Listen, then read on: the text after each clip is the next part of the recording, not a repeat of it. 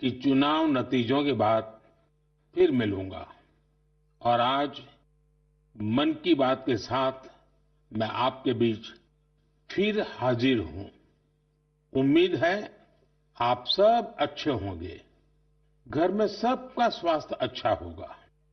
और अब तो मानसून भी आ गया है और जब मानसून आता है तो मन भी आनंदित हो जाता है। आज से फिर एक बार हम मन की बात में ऐसे देशवासियों की चर्चा करेंगे जो अपने कामों से समाज में, देश में बदलाव ला रहे हैं। हम चर्चा करेंगे हमारी समृद्ध संस्कृति की, गौरवशाली इतिहास की और विकसित भारत के प्रयास की। साथियों, फरवरी से लेकर अब तक जब भी महीने का आखिरी रविवार आने को होता था, तब मुझे आपसे इस संवाद की बहुत कमी महसूस होती थी। लेकिन मुझे ये देखकर बहुत अच्छा भी लगा कि इन महीनों में आप लोगों ने मुझे लाखों संदेश भेजे। मन की बात रेडियो प्रोग्राम भले ही कुछ महीने बंद रहा हो, लेकिन मन की बात का जो स्पिरिट है, देश में, समाज में हर दिन अच्छे काम, निस्वार्थ भावना से किए गए काम, समाज पर पॉजिटिव असर डालने वाले काम निरंतर चलते रहे। चुनाव की खबरों के बीच निश्चित रूप से मन को छू जाने वाली ऐसी खबरों पर आपका ध्यान गया होगा। साथियों, मैं आज देशवासियों को धन्यवाद भी करता हूं कि उन्होंने हमारे संविधान और देश की लोकतांत्रिक व्यवस्थाओं पर अपना अटूट विश्वास दोहराया है। 24 का चुनाव दुनिया का सबसे बड़ा चुनाव था। दुनिया के किसी भी देश में इतना बड़ा चुनाव कभी नहीं हुआ, जिसमें 65 करोड़ लोगों ने वोट डाले हैं। मैं चुनाव आयोग और मतदान की प्रक्रिया से जुड़े हर व्यक्ति को इसके लिए बधाई देता हूं। मेरे प्यारे देशवासियों, आज 30 जून का यह दिन बहुत ही महत्वपूर्ण है। इस दिन को हमारे आदिवासी भाई बहन हूल दिवस के रूप में मनाते हैं। यह दिन वीर सिद्धो कान्हू के अदम्य साहस से जुड़ा है, जिन्होंने विदेशी शासकों के अत्याचार का पुरजोर विरोध किया था। वीर सिद्धो कान्हू ने हजारों संथाली साथियों को एकजुट करके अंग्रेजों का जी जान से मुकाबला किया। और जानते हैं ये कब हुआ था? ये हुआ था 1855 में। यानी ये 1857 में भारत के प्रथम स्वतंत्रता संग्राम से भी 2 साल पहले हुआ था। तब झारखंड के संथाल परगना में हमारे आदिवासी भाई बहनों ने विदेशी शासकों के खिलाफ हथियार उठा लिया था। हमारे संथाली भाई बहनों पर अंग्रेजों ने बहुत सारे अत्याचार किए थे। उन पर कई तरह के प्रतिबंध भी लगा दिए थे। इस संघर्ष में अद्भुत वीरता दिखाते हुए वीर सिद्धो और कान्हू शहीद हो गए। झारखंड की भूमि के इन अमर सपूतों का बलिदान आज भी देशवासियों को प्रेरित करता है। आइए सुनते हैं संथाली भाषा में इन्हें समर्पित एक गीत का अंश।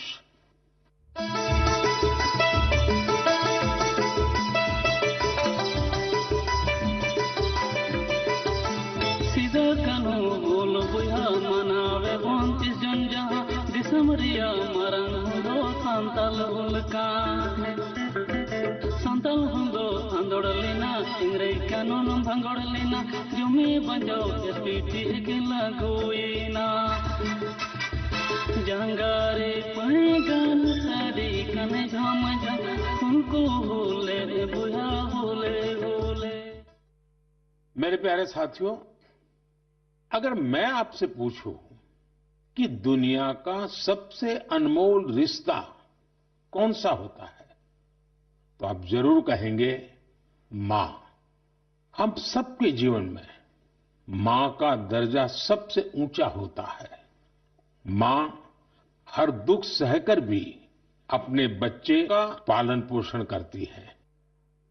हर मां अपने बच्चे पर हर स्नेह लुटाती है। जन्मदात्री मां का ये प्यार हम सब पर एक कर्ज की तरह होता है, जिसे कोई चुका नहीं सकता। मैं सोच रहा था, हम मां को कुछ दे तो सकते नहीं, लेकिन और कुछ कर सकते हैं क्या? इसी सोच में से इस वर्ष विश्व पर्यावरण दिवस पर एक विशेष अभियान शुरू किया गया है। इस अभियान का नाम है एक पेड़ मां के नाम। मैंने भी एक पेड़ अपनी मां के नाम लगाया है। मैंने सभी देशवासियों से, दुनिया के सभी देशों के लोगों से ये अपील की है कि अपनी मां के साथ मिलकर या उनके नाम पर एक पेड़ जरूर लगाएं। और मुझे ये देखकर बहुत खुशी है कि मां की स्मृति में या उनके सम्मान में पेड़ लगाने का अभियान तेजी से आगे बढ़ रहा है। लोग अपनी मां के साथ या फिर उनकी फोटो के साथ पेड़ लगाने की तस्वीरों को सोशल मीडिया पर साझा कर रहे हैं। हर कोई अपनी मां के लिए पेड़ लगा रहा है, चाहे वो अमीर हो या गरीब, चाहे वो कामकाजी महिला हो या गृहिणी। इस अभियान ने सबको मां के प्रति अपना स्नेह जताने का समान अवसर दिया है। वो अपनी तस्वीरों को #PlantForMother और एक पेड़ मां के नाम इसके साथ साझा करके दूसरों को प्रेरित कर रहे हैं। साथियों, इस अभियान का एक और लाभ होगा। धरती भी मां के समान हमारा ख्याल रखती है।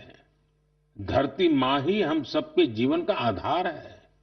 इसलिए हमारा भी कर्तव्य है कि हम धरती मां का भी ख्याल रखें।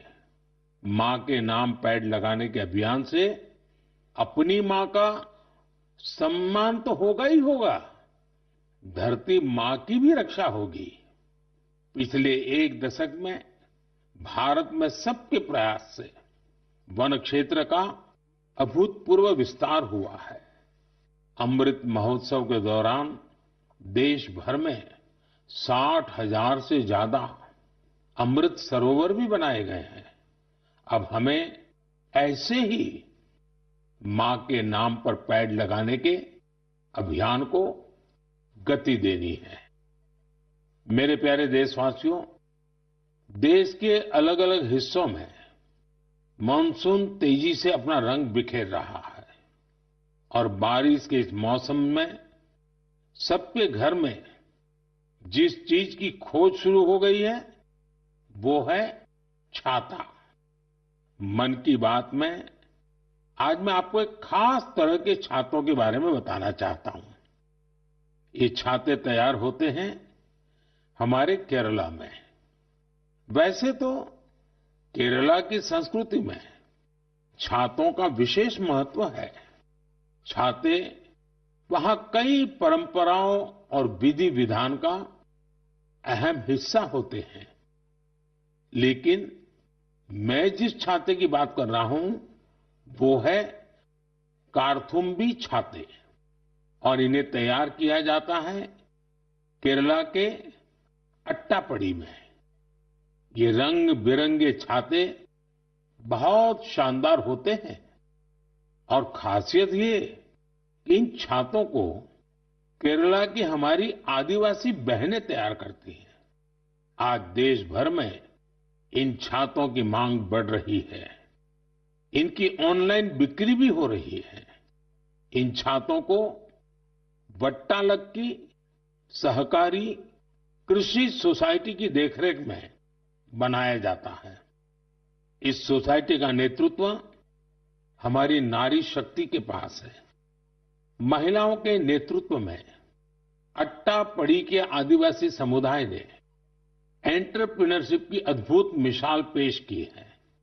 इस सोसाइटी ने एक बैम्बू हैंडीक्राफ्ट यूनिट की भी स्थापना की है। अब ये लोग एक रिटेल आउटलेट और एक पारंपरिक कैफे खोलने की भी तैयारी में है। इनका मकसद सिर्फ अपने छाते और अन्य उत्पाद बेचना ही नहीं है, बल्कि ये अपनी परंपरा, अपनी संस्कृति से भी दुनिया को परिचित करा रहे हैं। आज कार्थुम्बी छाते केरला के एक छोटे से गांव से लेकर मल्टीनेशनल कंपनियों तक का सफर पूरा कर रहे हैं। लोकल के लिए वोकल होने का इससे बेहतरीन उदाहरण और क्या होगा। मेरे प्यारे देशवासियों, अगले महीने इस समय तक पेरिस ओलंपिक शुरू हो चुके होंगे। मुझे विश्वास है कि आप सब भी ओलंपिक खेलों में भारतीय खिलाड़ियों का उत्साह बढ़ाने का इंतजार कर रहे होंगे। मैं भारतीय दल को ओलंपिक खेलों की बहुत बहुत शुभकामनाएं देता हूं। हम सबके मन में टोक्यो ओलंपिक की यादें अब भी ताजा हैं। टोक्यो में हमारे खिलाड़ियों के प्रदर्शन ने हर भारतीय का दिल जीत लिया था। टोक्यो ओलंपिक के बाद से ही हमारे एथलीट्स पेरिस ओलंपिक की तैयारियों में जी जान से जुटे हुए थे। सभी खिलाड़ियों को मिला दे तो इन सब ने करीब 900 इंटरनेशनल कंपटीशन में हिस्सा लिया है। ये काफी बड़ी संख्या है। साथियों, पेरिस ओलंपिक में आपको कुछ चीजें पहली बार देखने को मिलेगी। शूटिंग में हमारे खिलाड़ियों की प्रतिभा निखरकर सामने आ रही है। टेबल टेनिस में मैन और विमेन दोनों टीमें क्वालिफाई कर चुकी हैं। भारतीय शॉटगन टीम में हमारी शूटर बेटियां भी शामिल हैं। इस बार कुश्ती और घुड़सवारी में हमारे दल के खिलाड़ी उन कैटेगरीज में भी कम्पीट करेंगे जिनमें पहले वे कभी शामिल नहीं रहे। इससे आप ये अनुमान लगा सकते हैं कि इस बार हमें खेलों में अलग लेवल का रोमांच नजर आएगा। आपको ध्यान होगा, कुछ महीने पहले वर्ल्ड पारा एथलेटिक्स चैंपियनशिप में हमारी बेस्ट परफॉर्मेंस रही है। वहीं चेस और बैडमिंटन में भी हमारे खिलाड़ियों ने परचम लहराया है। अब पूरा देश ये उम्मीद कर रहा है कि हमारे खिलाड़ी ओलंपिक्स में भी बेहतरीन प्रदर्शन करेंगे। इन खेलों में मेडल्स भी जीतेंगे और देशवासियों का दिल भी जीतेंगे। आने वाले दिनों में मुझे भारतीय दल से मुलाकात का अवसर भी मिलने वाला है। मैं आपकी तरफ से उनका उत्साहवर्धन करूंगा। और हाँ, इस बार हमारा हैशटैग चीयर फॉर भारत है। इस हैशटैग के जरिए हमें अपने खिलाड़ियों को चीयर करना है, उनका उत्साह बढ़ाते रहना है। तो मोमेंटम को बनाए रखिए। आपका ये मोमेंटम भारत का मैजिक दुनिया को दिखाने में मदद करेगा। मेरे प्यारे देशवासियों, मैं आप सभी के लिए एक छोटी सी ऑडियो क्लिप प्ले कर रहा हूं। रेडियो कुवैत FM 93.3 से हिंदी शो नमस्ते कुवैत।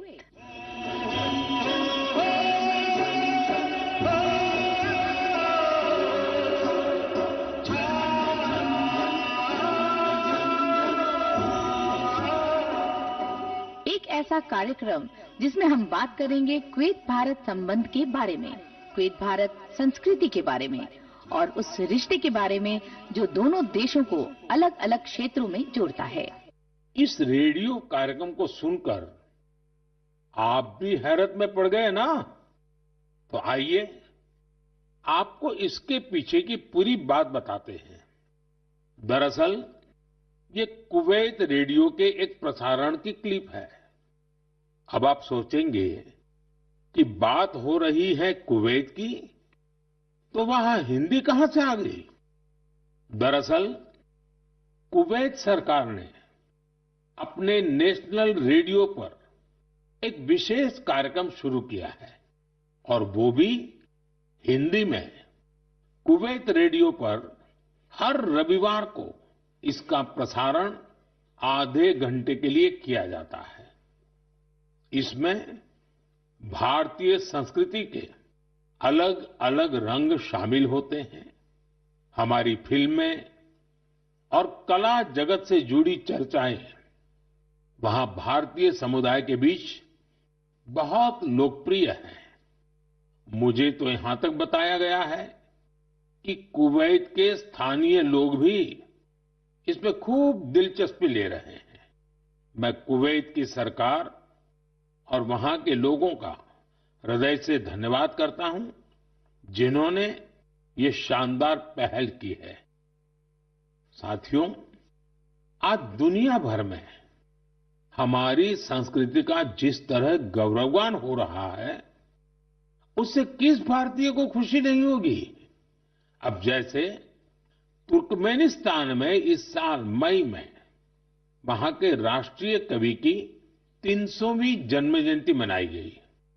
इस अवसर पर तुर्कमेनिस्तान के राष्ट्रपति ने दुनिया के 24 प्रसिद्ध कवियों की प्रतिमाओं का अनावरण किया। इनमें से एक प्रतिमा गुरुदेव रविंद्रनाथ टैगोर जी की भी है। ये गुरुदेव का सम्मान है, भारत का सम्मान है। इसी तरह जून के महीने में 2 कैरेबियाई देश सूरीनाम और सेंट विंसेंट एंड द ग्रेनाडीज ने अपने इंडियन हेरिटेज को पूरे जोश और उत्साह के साथ सेलिब्रेट किया। सूरीनाम में हिंदुस्तानी समुदाय हर साल 5 जून को इंडियन अराइवल डे और प्रवासी दिन के रूप में मनाता है। यहां तो हिंदी के साथ ही भोजपुरी भी खूब बोली जाती है। सेंट विंसेंट एंड द ग्रेनाडीज में रहने वाले हमारे भारतीय मूल के भाई बहनों की संख्या भी करीब 6000 है। उन सबको अपनी विरासत पर बहुत गर्व है। 1 जून को इन सब ने इंडियन अराइवल डे को जिस धूमधाम से मनाया, उससे उनकी ये भावना साफ झलकती है। दुनिया भर में भारतीय विरासत और संस्कृति का जब ऐसा विस्तार दिखता है, तो हर भारतीय को गर्व होता है। साथियों, इस महीने पूरी दुनिया ने 10वें योग दिवस को भरपूर उत्साह और उमंग के साथ मनाया है। मैं भी जम्मू कश्मीर के श्रीनगर में आयोजित योग कार्यक्रम में शामिल हुआ था। कश्मीर में युवाओं के साथ साथ बहनों बेटियों ने भी योग दिवस में बढ़ चढ़ करके हिस्सा लिया। जैसे जैसे योग दिवस का आयोजन आगे बढ़ रहा है, नए नए रिकॉर्ड्स बन रहे हैं। दुनिया भर में योग दिवस ने कई शानदार उपलब्धियां हासिल की हैं। सऊदी अरब में पहली बार एक महिला अल हनौफ साद जी ने कॉमन योगा प्रोटोकॉल को लीड किया। ये पहली बार है जब किसी सऊदी महिला ने किसी मेन योगा सेशन को इंस्ट्रक्ट किया हो। इजिप्ट में इस बार योग दिवस पर एक फोटो कंपटीशन का आयोजन किया गया। नील नदी के किनारे रेड सी के बीचेज पर और पिरामिडों के सामने योग करते लाखों लोगों की तस्वीरें बहुत लोकप्रिय हुई। अपने मार्बल बुद्धा स्टैच्यू के लिए प्रसिद्ध म्यांमार का मारा विजया पैगोडा कॉम्प्लेक्स दुनिया में मशहूर है। यहां भी 21 जून को शानदार योगा सेशन का आयोजन हुआ। बहरीन में दिव्यांग बच्चों के लिए एक स्पेशल कैंप का आयोजन किया गया। श्रीलंका में यूनेस्को हेरिटेज साइट के लिए मशहूर गोल्फ फोर्ट में एक यादगार योगा सेशन हुआ। अमेरिका के न्यूयॉर्क में ऑब्जर्वेशन डेक पर भी लोगों ने योग किया। मार्शल आइलैंड पर भी पहली बार बड़े स्तर पर हुए योग के कार्यक्रम में यहां के राष्ट्रपति जी ने भी हिस्सा लिया। भूटान के थिम्पू में भी एक बड़ा योग दिवस का कार्यक्रम हुआ, जिसमें मेरे मित्र प्रधानमंत्री टोबगे भी शामिल हुए। यानी दुनिया के कोने कोने में योग करते लोगों के विहंगम दृश्य हम सब ने देखे। मैं योग दिवस में हिस्सा लेने वाले सभी साथियों का हृदय से आभार व्यक्त करता हूं। मेरा आपसे एक पुराना आग्रह भी रहा है, हमें योग को केवल एक दिन का अभ्यास नहीं बनाना है।